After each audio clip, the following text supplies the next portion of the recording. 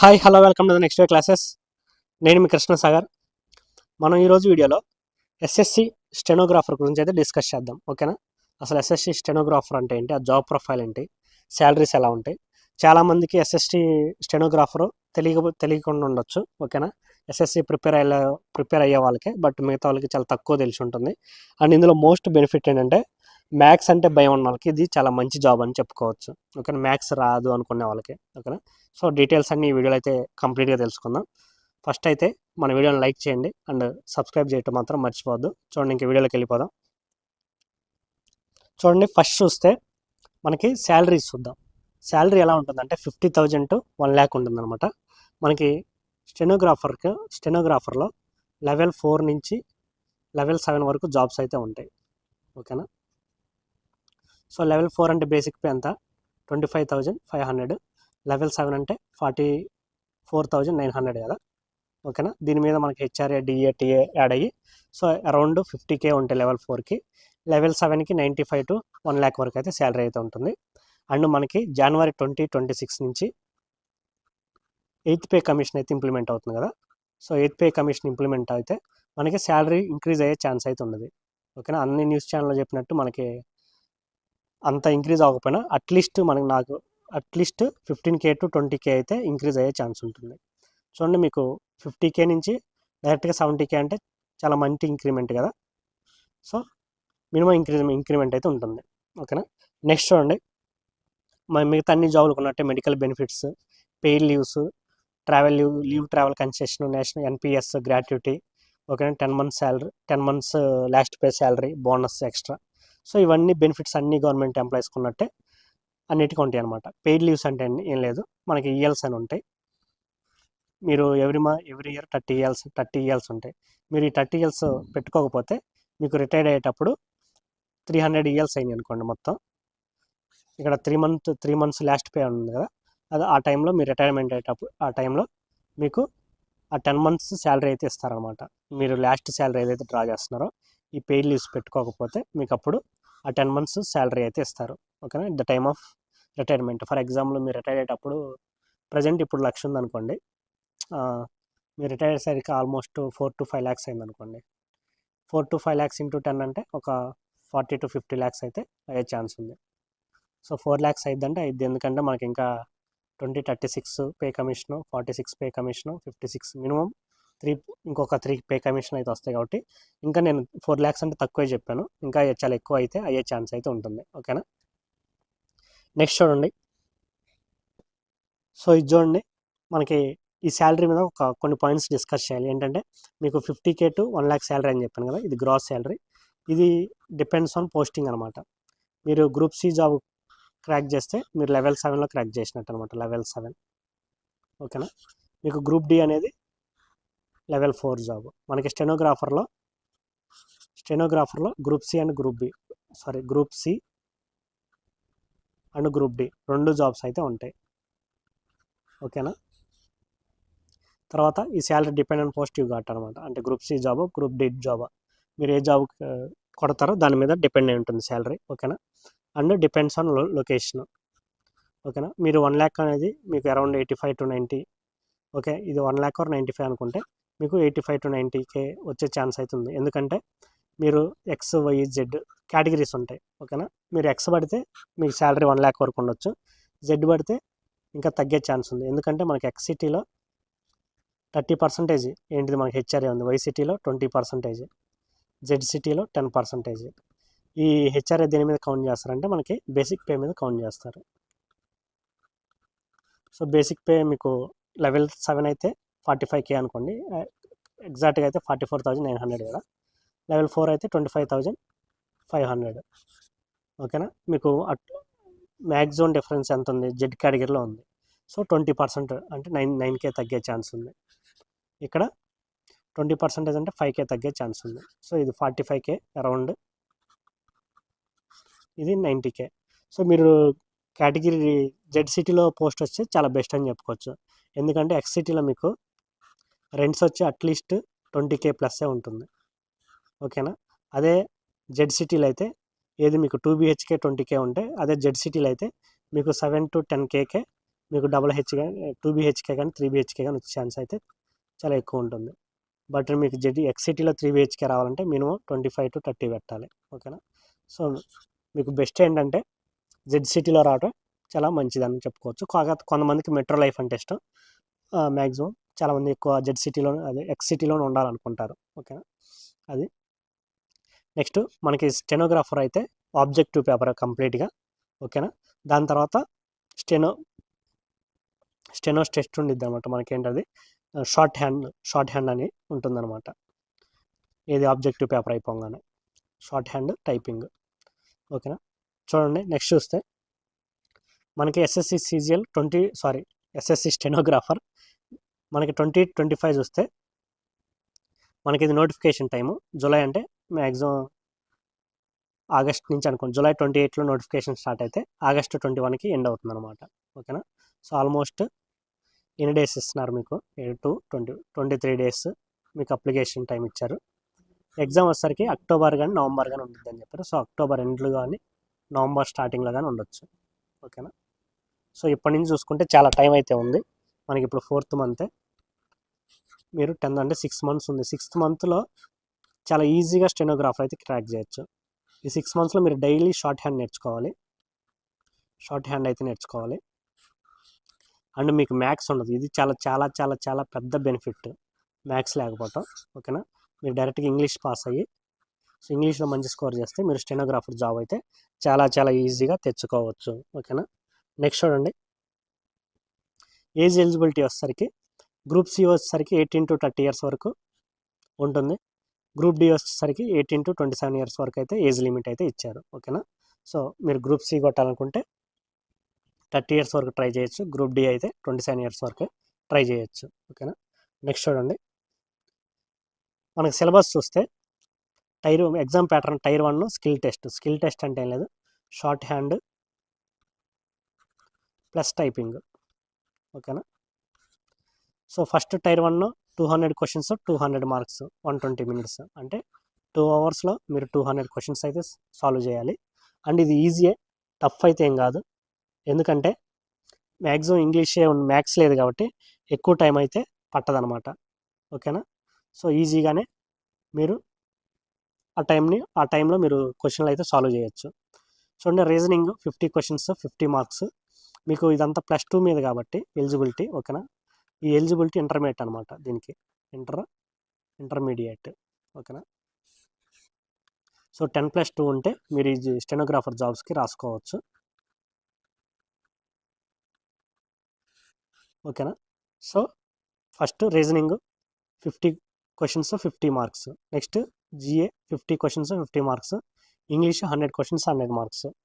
మీకు ఇక్కడ maximum రీజనింగ్లో full marks అయితే తెచ్చుకోవచ్చు. ఓకేనా. రీజనింగ్లో మిస్టేక్ పోవడానికి ఛాన్సే ఉండదు. మీరు ఈజీగా ఫుల్ మార్క్స్ తెచ్చుకోవచ్చు. ఇంగ్లీష్ కూడా మీరు 90% మార్క్స్ ఈజీ చేయొచ్చు. ఎందుకంటే పేపర్ చాలా ఈజీ ఉంటుంది అనమాట. సో మీరు ఒకవేళ డిఫికల్ట్గా ఇచ్చినా మీరు అట్లీస్ట్ 80% మార్క్స్ అయితే తెచ్చుకోవచ్చు. నెక్స్ట్ డిఫికల్ట్ టాస్క్ వచ్చేసరికి జిఏనే. ఓకేనా. జిఏలో మీరు ఒక 25 to 30 marks తెచ్చుకుంటే చాలా మంచి స్కోర్ తెచ్చినట్టు అనమాట. ఓకేనా. మీరు చూడండి మ్యాథ్స్ లేకపోవటం చాలా చాలా మంచి బెనిఫిట్ కాబట్టి ఎవరన్నా మ్యాథ్స్ అంటే భయం ఉన్నోళ్ళు ఈ స్టెనోగ్రాఫర్ జాబ్స్ అయితే రాసుకోవచ్చు. ఓకేనా. నెక్స్ట్ చూడండి అండ్ జిఎస్లో మీరు minimum 25 to 30 question try gain చేయడానికి ట్రై చేసుకోండి. ఎందుకంటే మీకు మ్యాథ్స్ లేదు, English easy, reasoning easy. So maximum time మీరు ఇంగ్లీష్ మీద అండ్ జిఏ మీద కదా పెట్టేది. సో మీరు ఎక్కువ స్కోర్ చేయడానికి అయితే ఛాన్స్ అయితే ఉంటుంది. ఓకేనా. సో అప్పుడు మీరు ఈజీగా క్రాక్ చేయొచ్చు. అండ్ మీకు కట్ ఆఫ్లు కానీ చూస్తే మీరు 150+ వచ్చిందంటే జనరల్కి అయితే ఓకేనా మంచి మార్క్స్ వచ్చినప్పుడు ఈజీగా జాబ్ వస్తుంది. 150 అంటే మీరు ఇక్కడ మ్యాక్సిమం 50కి 50 గెయిన్ చేయొచ్చు. ఓకేనా. ఇక్కడ మీరు ఒక 25 అనుకోండి. సో 75, ఇక్కడ ఒక 75 వచ్చినా మీకైతే జాబ్ అయితే ఈజీగా వస్తుంది అనమాట. ఓకే. 2023 కట్ ఆఫ్ చూస్తే మీకు 145 వచ్చినా కూడా జాబ్ వచ్చింది. 145 వచ్చినా కూడా జాబ్ అయితే వచ్చిందనమాట. ఓకేనా. నెక్స్ట్ చూడండి, ఇది జనరల్ కట్ ఆఫ్. సో 150 అనేది ఈజీగా తెచ్చుకోవచ్చు. మీరు సీజీఎల్కి ప్రిపేర్ అయ్యే వాళ్ళు కూడా రాస్తుంటారు, కానీ మీకు మ్యాక్సిమం మెంబర్స్ ఏంటంటే షార్ట్ హ్యాండ్ నేర్చుకోరు. సీజీఎల్ ప్రిపేర్ అయ్యే అందరు రాస్తారు, వాళ్ళకి స్కోర్ బాగానే వస్తాయి. కానీ డిఫికల్టీ ఏంటంటే షార్ట్ హ్యాండ్ ఎవరు నేర్చుకోరు. షార్ట్ హ్యాండ్ అనేది అంత ఈజీ కాదు, నేర్చుకోవటం కూడా కొంచెం డిఫికల్టే. బట్ మీకు మ్యాథ్స్ రన్నర్లో షార్ట్ హ్యాండ్ నేర్చుకుంటే మీకు ఈజీగా అయిపోతుంది. పేపర్ అనేది ఇంగ్లీష్ హిందీలో ఉంటే నెగిటివ్ మార్క్ వచ్చేసరికి 0.25 అనేది నెగిటివ్ మార్క్ అనమాట. షార్ట్ హ్యాండ్ వచ్చిందంటే ఈ జాబ్ ఈజీగా క్రాక్ చేయొచ్చు. నెక్స్ట్ చూడండి,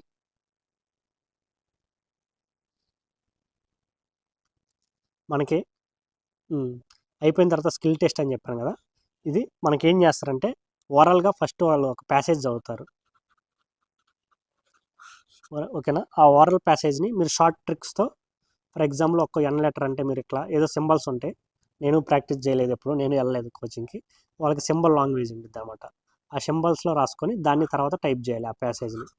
మనం ఫస్ట్ ఒక స్పీడ్లో చెప్తున్నప్పుడు ఎట్లా, ఏ స్పీడ్ అంటే 100 words per minute కానీ, ఇది గ్రూప్ సికి అయితే. గ్రూప్ డీకి అయితే 80 words per minute ఇక్కడ ఉంది, ఓకేనా. 80 words per minute ఆ స్పీడ్తో వాళ్ళు మనకి వర్క్యులేట్ చేస్తారన్నమాట. ఆ స్పీడ్తో మనం ఈ షార్ట్ కట్తో నోట్ చేసుకొని దాన్ని తర్వాత మనం టైప్ చేయాలి ఇంగ్లీష్లో మళ్ళీ, ఓకేనా. చూడండి, గ్రూప్ డీకి అయితే ఇంగ్లీష్లో అయితే టైం డ్యూరేషను 50 minutes అనమాట, ఓకేనా. స్క్రైబ్ ఉంటే 70 minutes, ఓకేనా. ఏదన్నా పీడబ్ల్యూడి క్యాండిడేట్స్కి అట్లాగా. అదే హిందీలో అయితే 65 minutes, ఓకేనా. నెక్స్ట్ గ్రూప్ సికి అయితే 40 minutes, హిందీలో అయితే 55 minutes, ఓకేనా. అర్థమైందిగా. చూడండి, the candidate who are shortlisted in the computer based examination will be required to appear in the skill test for stenography. The candidate will be given one dictation for 10 minutes. So 10 minutes dictation ఇస్తారనమాట. In English or Hindi opted by the candidate in the application form. మీరు హిందీలో కావాలంటే హిందీలో, ఇంగ్లీష్లో కావాలంటే ఇంగ్లీష్లో, మీరు ఏది చూస్ చేసుకుంటే అందులో 10 minutes డిక్షన్ అయితే ఇస్తారన్నమాట. ఒక ప్యాసేజ్ చదువుతారు. అయితే at the speed of 100 words per minute for the post of grade C. Grade సికి అయితే 100 words per minuteలో అట్లా 10 minutes డిక్టేట్ చేస్తారు. గ్రేడ్ డీలో అయితే 80 words per minuteగా 10 minutes అయితే డిక్టేట్ చేస్తారు, ఓకేనా. The matter will be transcripted on computer. The transcription time is as follows. సో నువ్వు ఎంత టైం అయితే టైప్ చేయాలంటే గ్రేడ్ డీకి 50 minutes టైప్ చేసుకోవచ్చు, గ్రేడ్ సికి 40 minutes, అదే మ్యాటర్ని, ఓకేనా. అయితే ఫినిష్ చేయాలి. నెక్స్ట్ చూడండి, మీరు ఇంగ్లీష్ చూస్ చేసుకున్నా, హిందీ చూస్ చేసుకున్నా, మీరు లేటర్ ఆన్గా ఇంగ్లీష్ చూస్ చేసుకుంటే హిందీ నేర్చుకోవాలి, హిందీ చూస్ చేసుకున్న వాళ్ళు ఇంగ్లీష్ నేర్చుకోవాలి. అది తర్వాత మీరు డిపార్ట్మెంట్ జాయిన్ అయిన తర్వాత పాస్ అవ్వాలన్నమాట, అక్కడ డిక్షన్ కూడా, ఓకేనా. తర్వాత ఈ స్కిల్ టెస్ట్ అనేది రీజనల్ ఆఫీస్ ఎక్కడ హెడ్ ఆఫీస్లో ఉండిద్దని చెప్తున్నారు, రీజనల్గా, ఓకే. ప్రౌడ్ డీటెయిల్ ఇన్స్ట్రక్షన్ ఆ కమిషన్ అనేది అక్కడ ఇస్తారు, ఓకే. ఇవన్నీ నార్మల్ ఇన్స్ట్రక్షన్స్, అవి ఇగ్నోర్ చేయొచ్చు, ఓకే. అర్థమైంది కదా. ఫస్ట్ స్టెనోగ్రఫీ నేర్చుకోవాలి, స్టెనోగ్రఫీ నేర్చుకున్నాక టైపింగ్ స్పీడ్ కూడా చాలా మంచిగా ఉండాలి, ఓకే. నెక్స్ట్ చూడండి, దీనికి typing speed 45 words per minute అయితే అవసరం అవుతుంది అనుకుంటున్నాను. మినిమం అయితే 40 ఉండాలి, బట్ 45 ఉంటే చాలా బెస్ట్ అనమాట. మీరు ఈ స్టెనోగ్రఫీ గ్రేడ్ డి కానీ గ్రేడ్ సి కానీ క్వాలిఫై అవ్వాలంటే, ఓకే. డిక్షన్ వేరు, అదే మీరు డిక్షన్ షార్ట్ కట్ రాయటం వేరు, దాన్ని తర్వాత టైప్ చేయటం వేరు, అట ఆ ప్యాసేజ్ని టైప్ చేయటం వేరు. సో టైప్ చేయడానికి వచ్చి ఉండే స్పీడ్ ఇది సరిపోతుంది అనమాట, 45, ఓకేనా. నెక్స్ట్ చూడండి, సో మనకి ఎట్లా ప్రిపేర్ అంటే మీరు ఓన్గా ప్రతిదానికి కోచింగ్కి వెళ్ళాల్సిన అయితే అవసరం అయితే లేదు, మీరు ఓన్గా కూడా ప్రిపేర్ అవ్వచ్చు. ఎందుకంటే ఇక్కడ మ్యాథ్స్ కూడా లేదు కాబట్టి మీరు ఓన్గా ప్రిపేర్ అవ్వచ్చు. మనం ఇంగ్లీష్ని 3 partsగా డివైడ్ చేసుకుంటే గ్రామర్, వొకాబులరీ, కాంప్రహెన్షన్. మీరు గ్రామర్ యూట్యూబ్లో చూసుకొని నేర్చుకోవచ్చు, ఓకేనా.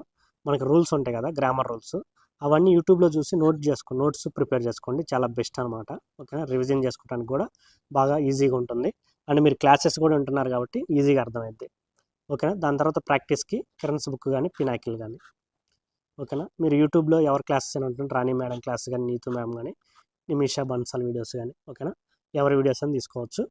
అండ్ మీరు రీడింగ్ హ్యాబిట్ పెంచుకోవాలన్నమాట. ఓకేనా. డైలీ న్యూస్ పేపర్ చదవటం రీడింగ్ హ్యాబిట్గా పెంచుకోవాలి అండ్ డైలీ ప్రాక్టీస్ చేయాలి. ఓకేనా. రీడింగ్ హ్యాబిట్ పెంచుకుంటే మీరు గ్రామర్ మిస్టేక్స్ ఎక్కడ ఉంటాయో ఈజీగా కనిపెట్టవచ్చు. వొకాబులరీ కావాలంటే న్యూస్ పేపర్ డైలీ చదివి న్యూస్ పేపర్లో కూడా కొత్త కొత్త వొకాబులరీ వస్తాయి, అవి నోట్ చేసుకోవాలి. ఓకేనా. సో వొకాబులరీకి బ్లాక్ బుక్ కానీ కెరన్స్ పివైక్యూస్ ఉంటాయి కదా, అందులో వొకాబులరీ ఉంటుంది. అది మొత్తం మీరు కానీ ఒక 5 to 6 టైమ్స్ కానీ రివిజన్ చేసుకుంటే అది కూడా సరిపోతుంది. లేకపోతే బ్లాక్ బుక్ ప్రిపేర్ అయినా ఓకే. అండ్ మీరు రివిజన్ చేయడానికి యూట్యూబ్ వీడియోస్ చూసుకోండి. ఫర్ ఎగ్జాంపుల్ మీరు జర్నీలో ఉన్నప్పుడు అంటే మీరు వొకాబులరీ యూట్యూబ్ వీడియోస్ చూసి పెట్టుకుంటే మీకు రివిజన్గా ఉంటుంది అనమాట అది. ఓకేనా. నెక్స్ట్ కాంప్రహెన్షన్ వచ్చేసరికి మీరు ఇది కంప్లీట్గా సేమ్ ఆల్రెడీ ఇక్కడ నీతు మ్యామ్స్ వాళ్ళు జస్ట్ ట్రిక్స్ ఎలా పెట్టాలి అవన్నీ ప్రిపేర్ అయితే దాని తర్వాత నువ్వు కిరణ్ బుక్ కానీ పెనాకిల్ కానీ యూట్యూబ్ వీడియోస్ కానీ ఓకేనా. సో వాళ్ళ వీడియోస్ చూసి లేదా వాళ్ళు పిఓక్యూస్ సాల్వ్ చేస్తారు కదా, ఆ క్వశ్చన్స్ సాల్వ్ చేస్తూ నువ్వైతే ప్రిపేర్ అవ్వచ్చు అనమాట. ఓకేనా. సో నీ కాంప్రహెన్షన్కి ప్రాక్టీస్ ఇంపార్టెంట్, వొకాబులరీకి డైలీ పేపర్ చదవటం ఇంపార్టెంట్, గ్రామర్కి నువ్వు ఇంగ్లీష్ బుక్స్ చదవటం అంటే రీడింగ్ హ్యాబిట్ ఉండటం బెటర్ అనమాట. ఓకేనా. నెక్స్ట్ చూడండి, ఇంగ్లీష్ మెయిన్ టాపిక్ ఇంగ్లీష్ అయిపోతే కంప్లీట్ అయితే మనకు రీజనింగ్ ఇవన్నీ ఈజీ. మీరు అరుణ్ కుమార్ అని కదా రీజనింగ్ మీరు ఈచ్ కాన్సెప్ట్స్ అన్నీ తెలుసుకొని ఈచ్ కాన్సెప్ట్ మీద 1 hour వీడియో చూస్తే మీకు అర్థమైపోద్ది అనమాట రీజనింగ్. ఓకేనా. సో మోస్ట్ ఇంపార్టెంట్ ప్రాక్టీస్ చేయటం రీజనింగ్కి కెరన్స్ పిఓక్యూస్ బుక్ పెట్టుకొని రిపీటెడ్గా ప్రాక్టీస్ చేయండి, మీకైతే ఈజీగా స్కోర్ చేయొచ్చు. ఓకే. నెక్స్ట్ జిఎస్ అనేది లిమిట్, అంటే మనం వాడు ఏది ఇస్తాడో చెప్పలేము. సో లూసెంట్ బుక్ ప్రిపేర్ అవ్వచ్చు, చాలామంది ఇప్పుడు పర్మర్ ఎస్ఎస్సి బుక్స్ ఉన్నాయి, పర్మర్ ఎస్ఎస్సి బుక్స్ ప్రిపేర్ అవ్వచ్చు. ఓకేనా. అండ్ మీరు క్వశ్చన్లు అయితే పీవైక్యూస్ సాల్వ్ చేయడానికి అయితే కెరన్స్ కానీ పెనాకిల్ కానీ చూసుకోండి. అండ్ అలాగే మీరు యూట్యూబ్ వీడియోస్ చూసుకొని ఎప్పుడన్నా మీరు బుక్స్ మీ దగ్గర లేనప్పుడు యూట్యూబ్ వీడియోస్ రెఫర్ చేసుకోండి ప్రిపేర్ అవ్వడానికి. ఓకేనా. మీకు హిస్టరీ అదే జిఎస్ ఎలా ప్రిపేర్ అవ్వాలో మన ఛానల్లో జిఎస్ స్ట్రాటజీ వీడియో ఉంటుంది, ఆ వీడియో అయితే చూడండి. ఓకేనా. జిఎస్ స్ట్రాటజీ వీడియో,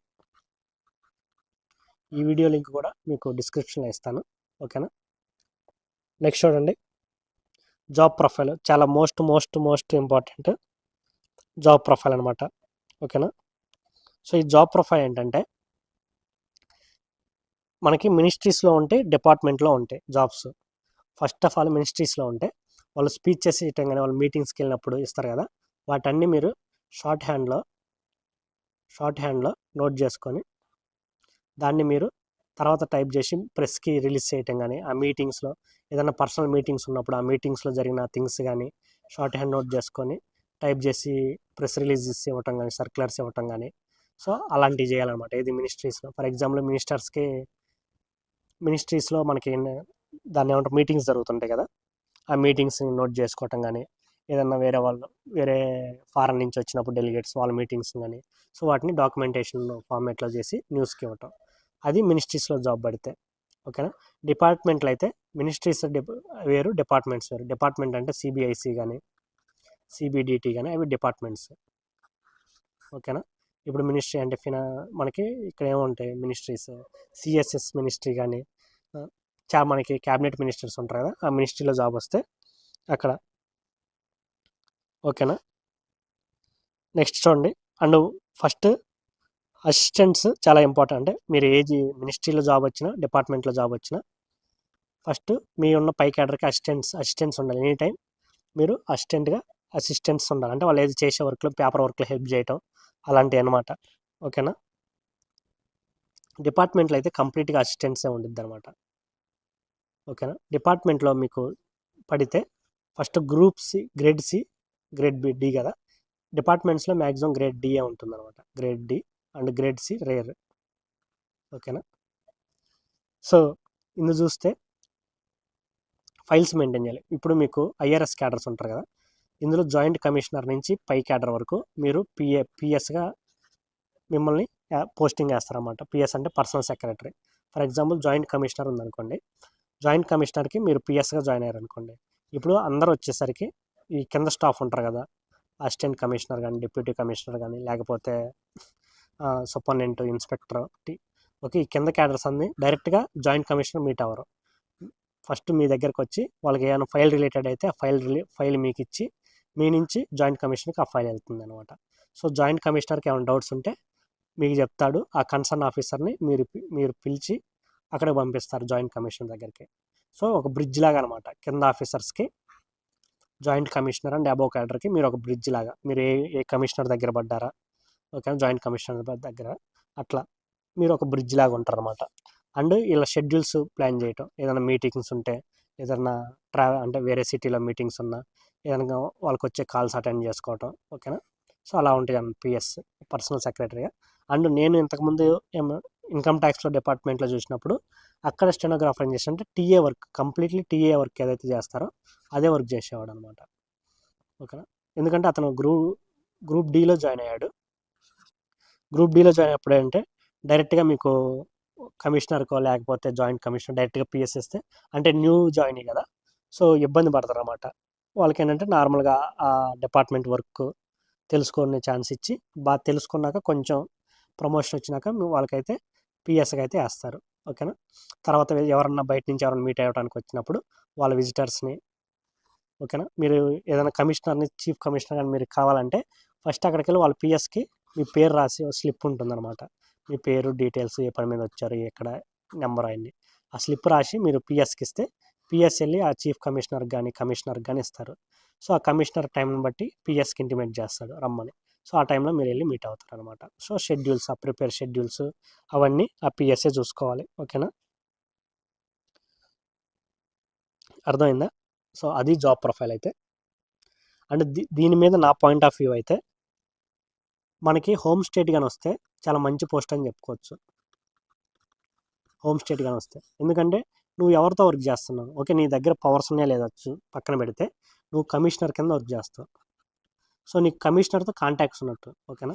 ఈ కమిషనర్తో నీకు మన డిపార్ట్మెంట్లో కానీ, ఆ డిపార్ట్మెంట్ కన్సర్న్ డిపార్ట్మెంట్లో సూపరింటెండెంట్ కానీ, ఓకేనా, సూపరింటెండెంట్ కానీ, అసిస్టెంట్ కమిషనర్ కానీ, డీసీ కమిషనర్ కానీ, డిప్యూటీ కమిషనర్ కానీ డైరెక్ట్గా వెళ్ళి మీట్ అవ్వలేరు. కానీ ఒక పిఏ అంటే స్టెనోగ్రాఫర్గా జాయిన్ అయ్యి నువ్వు డైరెక్ట్గా వెళ్ళి మీట్ అవ్వచ్చు కమిషనర్ని. సో నీకు కంపారిటివ్లీ నీకు ఒక పవర్ అయితే ఉన్నట్టే, ఓకేనా.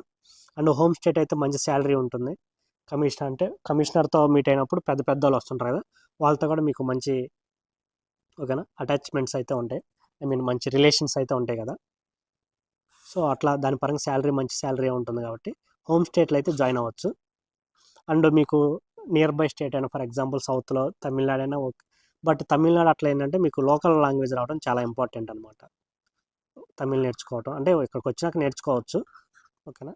సో ఫస్ట్ ప్రిఫరెన్స్ అయితే మనకి తెలుగు, మనకి ఏపీ కానీ తెలంగాణ కానీ వస్తే మంచిది, ఓకేనా. దాని తర్వాత మిగతా స్టేట్స్ అయినా ఇప్పుడు ఎస్ఎస్సి జాబ్స్లో మీకు అంత హెవీ వర్క్ అయితే ఉండదు, ఓకేనా. డీల్ చేయొచ్చు వర్క్తో, బట్ మీకు లొకేషన్ ప్రాబ్లం అవ్వకుండా ఉంటే బెస్ట్ అనమాట ఈ జాబ్కి అయితే, ఓకే. నెక్స్ట్ చూడండి, ఓకే, ఇది ఈ వీడియో. మీకు ఇందులో ఈ స్టెనోగ్రాఫర్ జాబ్లో ఏమైనా డౌట్స్ ఉంటే కమెంట్ బాక్స్లో కమెంట్ చేయండి.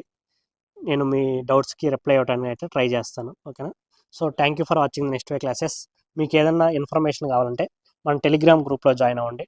ఆ టెలిగ్రామ్ గ్రూప్లో మీరు మెసేజ్ చేస్తే మీకు ఏ ఇన్ఫర్మేషన్ కావాలన్నా మీకు ఆ ఇన్ఫర్మేషన్ అయితే గ్రూప్ మెంబర్స్ కానీ లేదా అడ్మిన్స్ కానీ లేదా నేను చూస్తే నేను కూడా రిప్లై అయితే ఇస్తాను, ఓకేనా. ఆ టెలిగ్రామ్ ఛానల్ లింక్ అయితే మీకు డిస్క్రిప్షన్లో లింక్ ఇస్తాను. టెలిగ్రామ్ ఛానల్లో కూడా జాయిన్ అవ్వండి, ఓకేనా. So once again thank you for watching next way classes. Please do like, share and subscribe to our next way class. Thank you.